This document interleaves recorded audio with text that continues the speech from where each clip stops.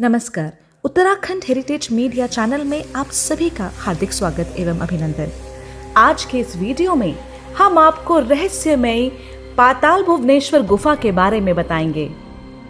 शास्त्रों की यदि बात करें तो पृथ्वी ग्रह के भूभाग को प्राचीन काल में प्रमुख रूप से 3 भागों में बांटा गया था: इंद्रलोक, पृथ्वीलोक और पाताल लोक। इंद्रलोक हिमालय और उसके आसपास का क्षेत्र तथा आसमान तक, पृथ्वीलोक अर्थात जहाँ भी जल, जंगल और समतल भूमि रहने लायक है, और पाताल लोक अर्थात रेगिस्तान और समुद्र के किनारे के अलावा समुद्र के अंदर के लोक। पाताल लोक भी 7 प्रकार के बताए गए हैं।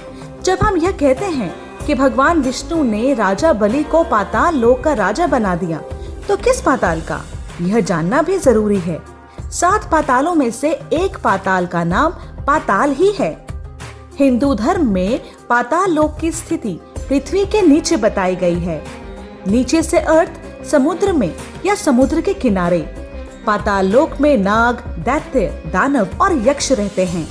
राजा बलि को भगवान विष्णु ने पाताल के सुतल लोक का राजा बनाया, और वह तब तक राज करेंगे जब तक कलयुग का अंत नहीं हो जाता। राज करने के लिए किसी स्थूल शरीर की आवश्यकता नहीं होती, सूक्ष्म शरीर से भी काम किया जा सकता है। पुराणों के अनुसार राजा बलि अभी भी जीवित हैं और साल में एक बार पृथ्वी पर आते हैं। प्रारंभिक काल में केरल के महाबलीपुरम में उनका निवास स्थान था। पाताल लोक कोई कल्पना नहीं, पुराणों में इसका विस्तार से वर्णन मिलता है। कहते हैं कि ऐसी कई गुफाएं हैं जहां से पाताल लोक जाया जा सकता है। ऐसी गुफाओं का एक सिरा तो दिखाई देता है, लेकिन दूसरा कहाँ खत्म होता है इसका किसी को पता नहीं। उत्तराखंड के पिथौरागढ़ में भी पाताल भुवनेश्वर गुफाएं हैं। यहाँ पर अंधेरी गुफा में देवी देवताओं की सैकड़ों मूर्तियों के साथ ही एक ऐसा खंबा है जो लगातार बढ़ रहा है। तो चलिए जानते हैं पाताल भुवनेश्वर के बारे में। उत्तराखंड के कुमाऊं मंडल के प्रसिद्ध नगर अल्मोड़ा से शेरा घाट होते हुए 160 किलोमीटर की दूरी तय कर पहाड़ी वादियों के बीच बसे सीमांत कस्बे गंगोली हाट में पाताल भुवनेश्वर गुफा स्थित है। पाताल भुवनेश्वर देवदार के घने जंगलों के बीच अनेक भूमिगत गुफाओं का संग्रह है, जिसमें से एक बड़ी गुफा के अंदर शंकर जी का मंदिर स्थापित है। पाताल भुवनेश्वर गुफा किसी आश्चर्य से कम नहीं है। यह गुफा प्रवेश द्वार से 160 मीटर लंबी और 90 फीट गहरी है। पाताल भुवनेश्वर की मान्यताओं के मुताबिक इसकी खोज आदि जगत गुरु शंकराचार्य ने की थी। पाताल भुवनेश्वर गुफा में केदारनाथ, बद्रीनाथ और अमरनाथ के दर्शन भी होते हैं। पुराणों के मुताबिक पाताल भुवनेश्वर के अलावा कोई ऐसा स्थान नहीं है जहां एक साथ चारों धाम के दर्शन होते हों। यह पवित्र व रहस्यमय गुफा अपने आप में सदियों का इतिहास समेटे हुए है। मान्यता है कि इस गुफा में 33 करोड़ देवी देवताओं ने अपना निवास स्थान बनाया हुआ है। पुराणों में लिखा है कि त्रेता युग में सबसे पहले इस गुफा को राजा ऋतुपूर्ण ने देखा था। द्वापर युग में पांडवों ने यहाँ शिवजी भगवान के साथ चौपाड़ खेला था, और कलयुग में जगत गुरु शंकराचार्य का 722 ईस्वी के आसपास इस गुफा से साक्षात्कार हुआ, तो उन्होंने यहाँ तांबे का एक शिवलिंग स्थापित किया। इसके बाद जाकर चंद राजाओं ने इस गुफा को खोजा। आज के समय में पाताल भुवनेश्वर गुफा सैलानियों के लिए आकर्षण का केंद्र है। देश विदेश से कई सैलानी यह गुफा के दर्शन करने के लिए आते रहते हैं।